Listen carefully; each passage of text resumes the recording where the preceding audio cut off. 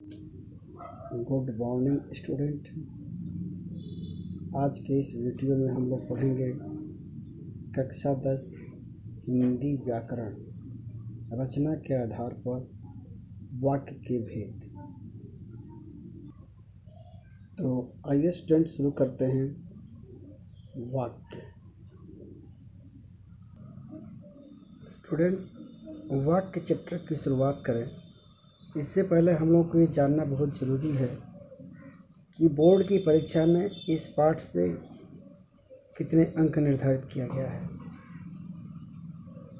तो बोर्ड की परीक्षा में इस पाठ से 4 अंक निर्धारित किया गया है,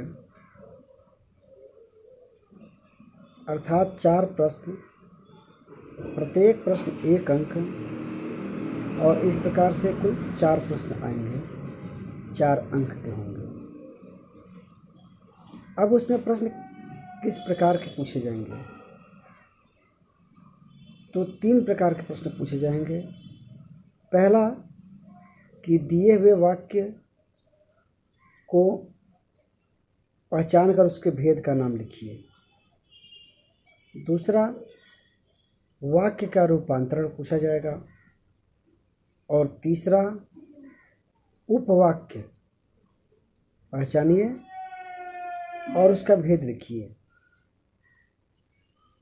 तो आइए अब शुरू करते हैं हम लोग वाक्य चैप्टर। ये स्टूडेंट वाक्य, सबसे पहले हमें वाक्य की परिभाषा समझनी चाहिए।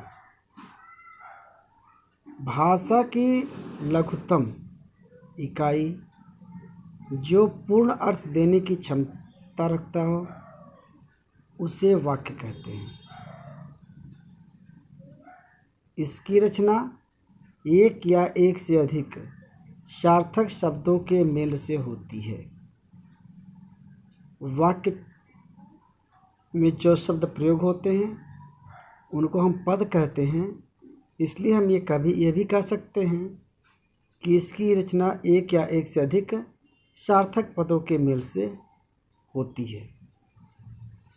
तो स्टूडेंट, आपने समझा कि वाक्य के निर्माण में सार्थक शब्द का एक व्यवस्थित क्रम में होना जरूरी है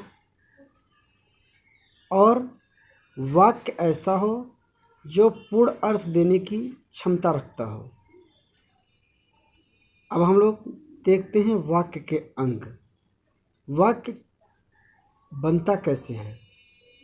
वाक्य के निर्माण में उसके मुख्य रूप से 2 अंग होते हैं। एक होता है उद्देश्य, दूसरा होता है विधेय।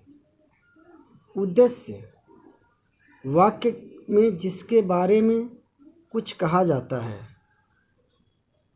उसे उद्देश्य कहते हैं। आप अंग्रेजी में इसे सब्जेक्ट के नाम से जानते हैं। दूसरा है विधेय। उद्देश्य के बारे में जो जानकारी या सूचना दी जाती है उसे विधेय कहते हैं। आप प्रेडिकेट कहते हैं इससे। जैसे कि चोरी करने वाला लड़का अपने घर गया, तो इस वाक्य में उद्देश्य किसके बारे में बात की गई है? लड़के के बारे में बात की गई है। तो चोरी करने वाला लड़का उद्देश्य है, अपने घर गया विधेय है। अब स्टूडेंट, हम लोग देखते हैं एक वाक्य की क्या विशेषताएं होनी चाहिए। वाक्य की विशेषताएं क्या होनी चाहिए? वाक्य भावों व विचारों को व्यक्त करने वाली भाषिक इकाई है। वाक्य भाव व विचारों को व्यक्त करने वाली भाषिक इकाई है। दूसरा, वाक्य की रचना विभिन्न पदों या पदबंधों से होती है। वाक्य की रचना विभिन्न पदों या पदबंधों से होती है। वाक्य के 2 मुख्य अंग होते हैं, उद्देश्य और विधेय। वाक्य स्वयं में पूर्ण तथा स्वतंत्र होता है। वाक्य अपने आप में पूर्ण होता है और स्वतंत्र होता है। अब हम लोग का टॉपिक है रचना के आधार पर वाक्य के भेद। रचना के आधार पर वाक्य के भेद 3 होते हैं: सरल वाक्य, संयुक्त वाक्य, मिश्रित वाक्य। इन तीनों का एक एक उदाहरण मैंने इस पेज पे लिखा है। रमेश विद्यालय जा रहा है, यह सरल वाक्य है। आप चुप रहिए और अपना काम कीजिए, यह संयुक्त वाक्य है। रमेश ने कहा कि आज मैं स्कूल नहीं जाऊंगा, यह मिश्रित वाक्य है। अब हम तीनों के एक एक सरल, संयुक्त, मिश्रित का अलग अलग से अध्ययन करेंगे। यह स्टूडेंट सरल वाक्य। सरल वाक्य जिन वाक्यों में एक उद्देश्य तथा एक विधेय या एक क्रियापद बंध होता है उसे सरल वाक्य, सिंपल सेंटेंस कहते हैं। जिस वाक्य में एक क्रियापद बंध हो या कहे कि एक उद्देश्य तथा एक विधेय हो, वो सरल वाक्य कहलाता है। जैसे कि ट्रेन प्लेटफॉर्म पर आ गई है। ट्रेन प्लेटफॉर्म पर आ गई है, तुम अपना काम करो। वाह कितना सुंदर दृश्य है। इन सभी वाक्यों में एक उद्देश्य और एक विधेय है। सरल वाक्य के अंतर्गत अर्थ के आधार पर सभी प्रकार के वाक्य आ सकते हैं। आपने 9th क्लास में अर्थ के आधार पर वाक्य पढ़ा था। विधानवाचक वाक्य, प्रश्नवाचक वाक्य, निषेधात्मक वाक्य, आज्ञार्थक वाक्य, संभावनार्थक वाक्य, इच्छार्थक वाक्य, विस्मयादिबोधक वाक्य। इन सबके भेद उदाहरण आपने 9th में पढ़ा है। 10th में इन सबको एक्सप्लेन करना आवश्यक नहीं है, लेकिन ये सभी प्रकार के वाक्य सरल वाक्य के अंतर्गत आ सकते हैं। हमारा दूसरा टॉपिक आज का संयुक्त वाक्य। संयुक्त वाक्य के सभी उपवाक्य स्वतंत्र होते हैं।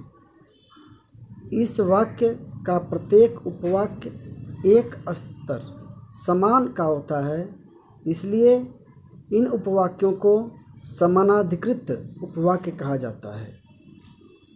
सामान्य शब्द में कहें कि जब हम दो सरल वाक्यों को, दो समान स्तर के वाक्यों को जोड़ करके एक वाक्य बनाते हैं तो वह संयुक्त वाक्य होता है। संयुक्त वाक्य के जोड़ने वाले, संयुक्त वाक्य को जोड़ने का जो कार्य करता है उसे हम समानाधिकरण समुच्चय कहते हैं। तो जो समुच्चय संयुक्त वाक्य को जोड़े वो समानाधिकरण समुच्चय है। अब समुच्चय समानाधिकरण के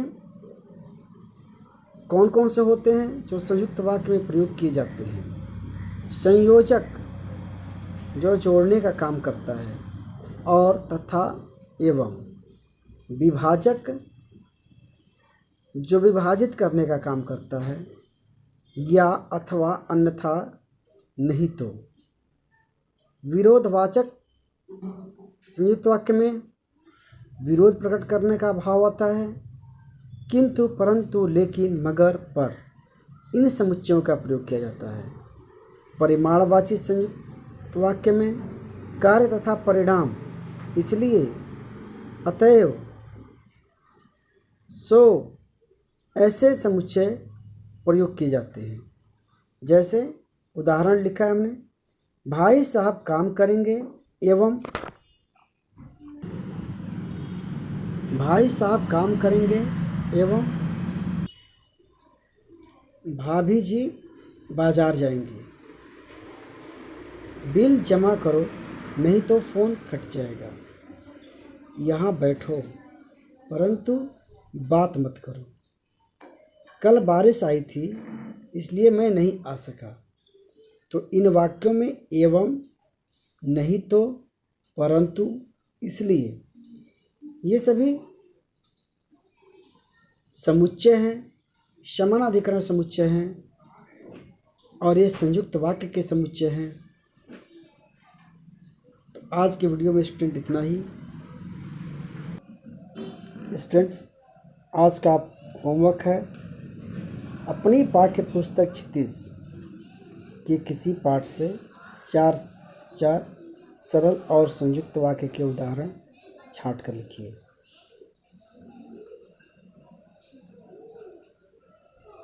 तो आज की वीडियो में इतना ही स्टूडेंट। थैंक यू, धन्यवाद।